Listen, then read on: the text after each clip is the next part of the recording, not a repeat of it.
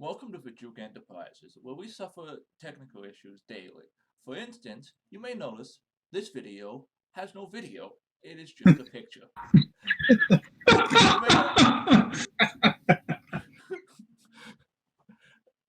And I went through all the effort of setting up my camera. I edited. With me today is my usual co-host, Anthony! and special guest host, Jim. Anthony. Why don't you go over, for about the fourth or fifth time today, why don't you go over what you did on Wednesday and Thursday? So I took 2 days off of work and I sat through 24 hours of Star Wars before going in to see Star Wars Episode 9, The Rise of Skywalker. I watched the films in the canonical order, and I watched only the films that were released in North America. So I did not watch the Ewoks, and I did not watch anything else. Did you watch the Christmas special? No, because that wasn't released. The holiday special was not released. It has not been released. I've only seen it, I think, once or twice in my life. I saw it when it was originally on TV, so... You must have been young. Oh. I see, it was what, 70 what? 80 or 79? 79, so it would have been 10. Wait, did you see the original 3 movies in theaters? Yes. So, there are 12, if my math is right, there are now 12 theatrical release Star Wars movies, right? Yeah, that's correct. And we're gonna discuss your top 10 out of all 12 that are released. But before we do that, quickly, what are your 2 honorable mentions? My 2 dishonorable mentions are the animated Clone Wars film that was released in 2008, which is the precursor to the Clone Wars television show, and The Last Jedi, which was that almost broke my back. The best. So, what is the worst Star Wars movie out of the ones that actually make the list of the top 10? So number 10 is the second episode, Attack of the Clones. And I know for me it's just painfully written. Lucas can't write. Lucas just can't write romance. I know I told you this morning during one of our previous calls, if I was to try to use some of the lines from that film with my wife, she'd probably laugh at me. If I was to say, "Oh, the sand is so coarse, but your skin is so soft," she's gonna look at me and I'll be sleeping on the couch because she'll be wondering what the hell I did. I don't know if I'd be sleeping on the couch because she told me to, or because, well, I'd want to is after she laughed at me that hard. So, why don't you explain very briefly, in under a paragraph, hopefully, what the plot of the worst Star Wars movie that made the list is? You probably didn't need a paragraph. So that would be the episode where Anakin and Padme or Amidala finally consummate their relationship, get married at the end, and the clone army gets introduced, and Darth Tyrannus, aka Count Dooku, is introduced as a brand new villain. A whole movie with George Lucas can't do romance. Next. Is Solo a Han Solo or a Star Wars film or Star Wars story? Is that what it's called? Solo? Yeah, Star Wars story?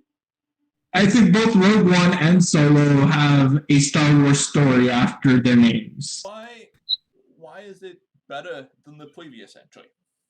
I think that this one is watchable. I just think that there were the Han Solo trilogy, a series of books that was written that were done a lot better. The fact that if you're just watching the films, the fact that Darth Maul shows up alive would make you question what's going on. Because the last time you saw him, he got chopped in half. So the fact that you now hear that he's in charge of a crime syndicate, unless you're watching the animated Clone Wars Star Wars TV show, you're not going to understand what's going on. And didn't they remove that as canon? No, they left the animated Clone Wars film and series in as canon. They removed the Michael series. Yeah. Clone Wars Michael series is what they removed from canon. All right. They named too many things the Clone Wars. Yeah, that's true. As I mentioned earlier, I really like the EU's version of the Clone Wars, where it's the Jedi's fighting the clones. I think that makes a much better story, but I'm not a millionaire named George Lucas. Well, I mean, the original, if you go back and look at all the stuff, the original war was the Jedi with the clones, as the Emperor built them up to kill the Jedi. What is the story of Soul? What is Soul's Star Wars Soul story? So this is his. So we meet a very young Han Solo, one who's in love, who loses his love, joins the Imperial, bombs out, meets Chewbacca, joins another group led by, but he joins a gang of other scoundrel-like individuals, meets Lando, does a few missions, succeeds. I'll put question mark at the end of that, and then the movie is done, and then so the movie finishes pretty much, and then Han wins the Millennium Falcon from Lando. So it's like it's an after credit scene, much like the Marvel movies, is what you're saying. Oh no, it's before the credits. It's just the last scene. It is an afterthought. One of the biggest pivotal moments in the Star Wars universe becomes an afterthought in the movie. I haven't seen it, so that's why I'm asking. Yep. The Millennium Falcon gets a droid's brain into it, and the droid, it depending on who you're reading or like looking up on the reviews for it, this droid is either somewhere between like a droid pro-rights activist and is actually doing all of the calculations in the Millennium Falcon. So even if Han was a good pilot, the Falcon's actually doing the hard work. What's after the ruining of Han Solo? So in 8th place, I have The Force Awakens. And it's not that this is a bad film, it's just not as enjoyable as the other ones on this list. It is our introduction to Rey. It is who is our new wide-eyed young adventurer. We have, again, our hotshot pilot, this time in the form of Poe. Who is actually a hotshot pilot? Sure. And then we get FN, or Finn, who is a coward and who wants to run away from the First Order, run as far away as possible from them, as he has abandoned his post. Yeah, I don't think any military looks that highly on people running away from the post and then fighting the military. Do they, Jim? No, they tend to call that treason. Yes. So, it's... You and me have differing opinions of what The Force Awakens is. I believe it's a retelling of 4, 5, 6. You believe it's a retelling of 4. Yes. Well, I believe it draws more inspiration from 4 than any of the other. that's basically the plot of 7 now. Yeah. Yes, 4 and 7. For me, this was J.J. Abrams trying to tell us that this was not going to be another prequels, that this was going to be something better, that this was his promise to us that all would be all right. Do 6 and 5? 7. Yeah, so no, we're at 7 right now. 7. So the 7th film on the list, which, as I've discussed earlier with you, is interchangeable with 6 in its placement for myself, is Return of the Jedi and Revenge of the Sith. Both conclusions of both trilogies. I believe that they are the weakest. Oh, actually, that's not true. I don't believe they're the weakest, but... Well, I believe that the Return of the Jedi is the weakest of the original trilogy. Revenge of the Sith is the middling of the prequels.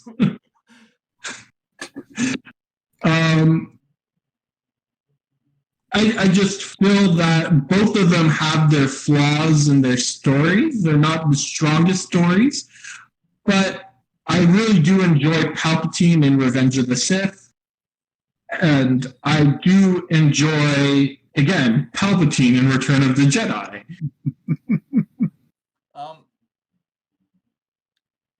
So clearly, you have a favorite character. Yes, I do, and this is probably why it influences where Rise of Skywalker ends up on this list. So we have Rise of the Skywalker, Phantom Menace, A New Hope, Empire Strikes Back, and Rogue One in the top 5. Correct. What is the 5th best Star Wars film? In my opinion, the 5th would be The Phantom Menace.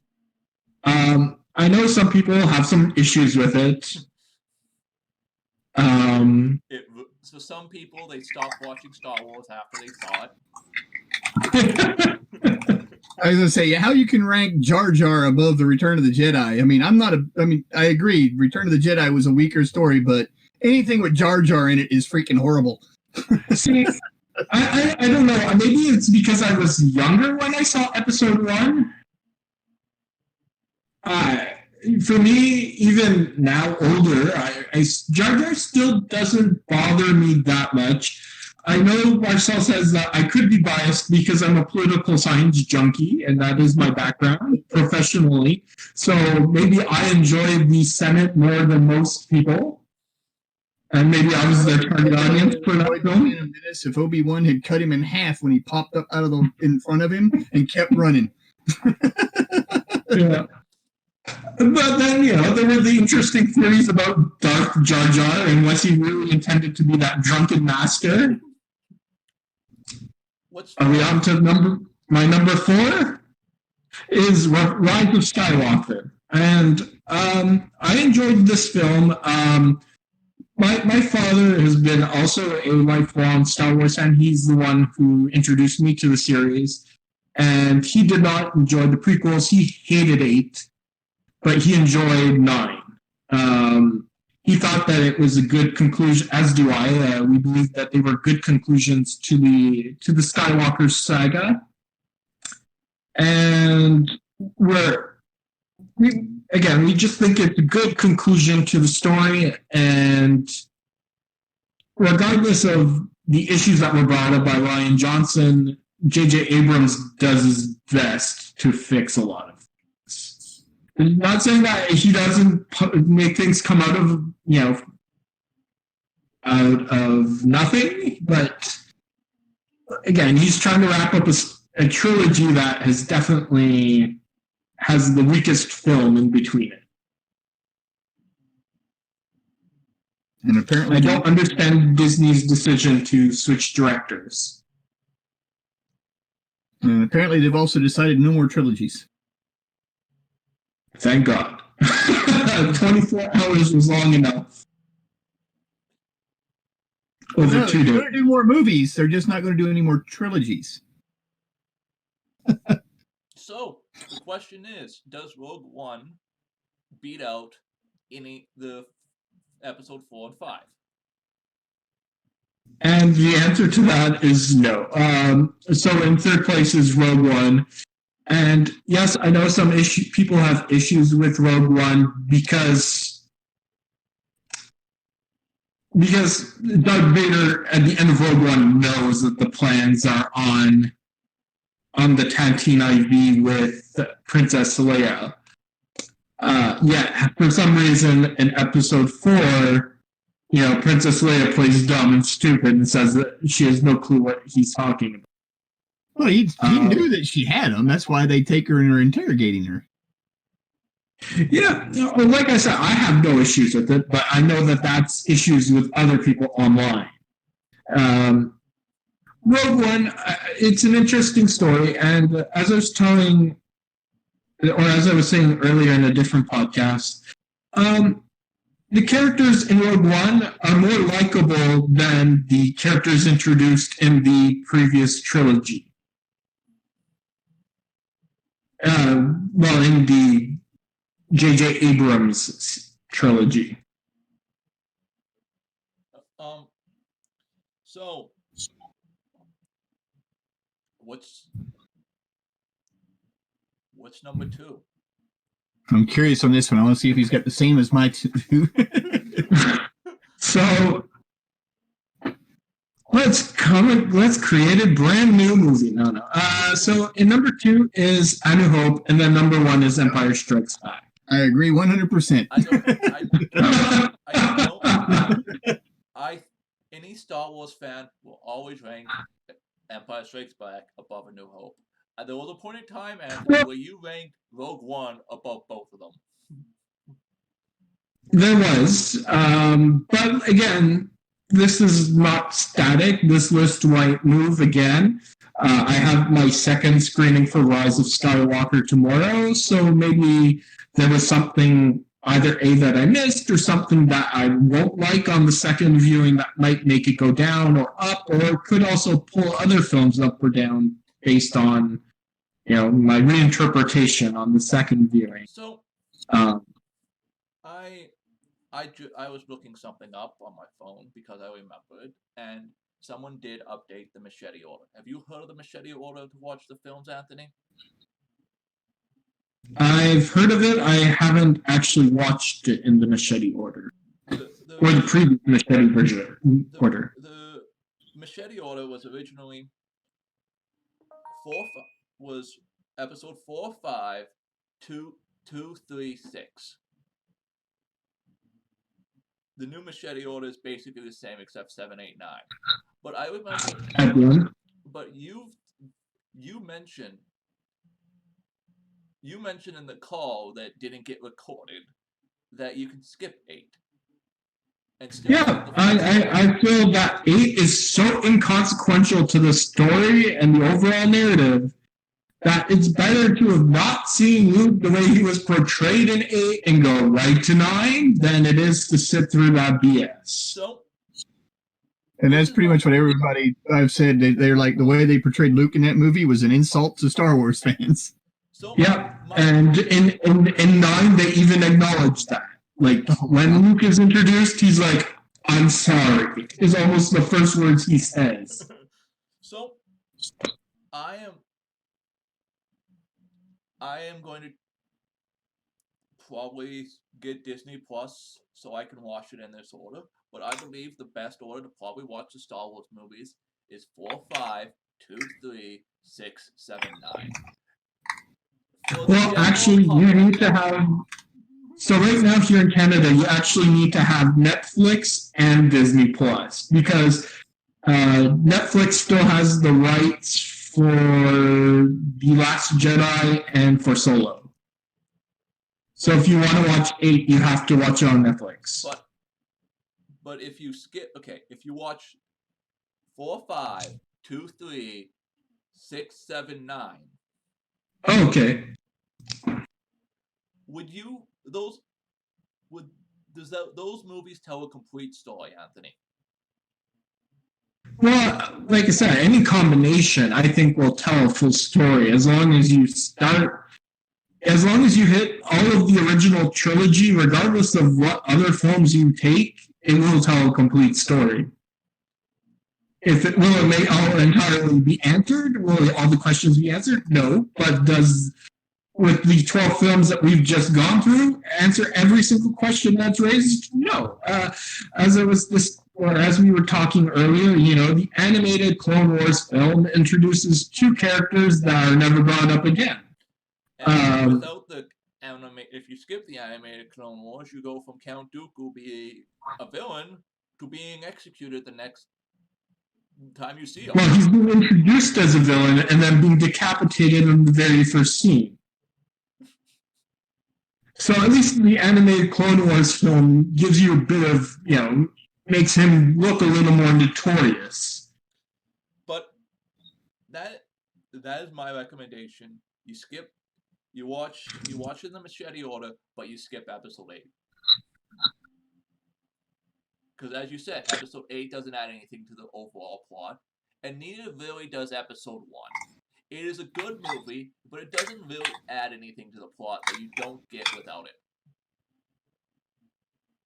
Yeah, because even with 8, at the end of 7, they're fleeing, and then by 9, they're building themselves back up. You don't need to see the ships blow up, get blown up one by one, and you don't need to see the resistance fail due to their own stupidity. So that is my recommendation for Star Wars fans and how to watch the Star Wars movies. Yep. Like I was telling you in an earlier call, I think if you're a brand new viewer to the Star Wars universe, you have to start with the original trilogy. I think even someone starting could watch it in 4, 5, 2, 3, 6, 7, 9. Well, yeah, but I think watching the original trilogy gives you. It pays an homage to the past. These are the 3 that ignited a fan base. They ignited a sci-fi fan base. I mean, it was those were the first the first huge sci-fi movies of that caliber. Mm-hmm. And then if afterwards you want to put them in whatever order, you can do so. But I think just to pay homage to the cultural impact that these films have had, I think they need to be watched and viewed first by themselves. Huh. And I still have laser discs of them, so I can watch them in their original unmodified format. I thought you were wrong about it being the first big science fiction movie, but you're right. It came out in May. And Star Trek, the slow motion picture, didn't come out till December. So yes. And it ignited. I mean, it was, if it wasn't for Star Wars, you wouldn't have had Battlestar Galactica, Buck Rogers. I mean, there were all of those shows that owed a lot to Star Wars. You're reversed on Buck Rogers. Star Wars was paying homage to Buck Rogers. That's why you have the the TV show, though. The TV show. Fair enough. That's what I was talking about. I mean, you had all these TV shows and stuff that came out after because of the popularity of Star Wars. There was like this whole sci-fi explosion, basically. Yes, Buck Rogers had been around for a lot longer. I understand that. I mean, you had the old serials that played at the beginning, in the movie theaters and stuff, but they weren't their own standalone feature. You guys in Canada have the disclaimers before the old Disney movies? So while watching Star Wars, I was taken aback at some of the disclaimers I get on some of the Star Wars films. Yeah. They're like, this has depictions of smoking tobacco. I'm like, what? Like, when in Return of the Jedi, I'm like, Jabba smoking on the hookah, a depiction of cigarettes? Wow. Or a depiction of tobacco? I was like, what the hell is this? As you've listened, I've cut out the side conversations that we got distracted on. I've edited them out. We have discussed Anthony's top 10 Star Wars movies, and discussed the order that I think and Anthony thinks you should watch the movies in, which are 2 different orders. And comment. I don't care if you like or subscribe. Please just comment. And join us next time. I hope you guys had fun. Have a good one. Cheers.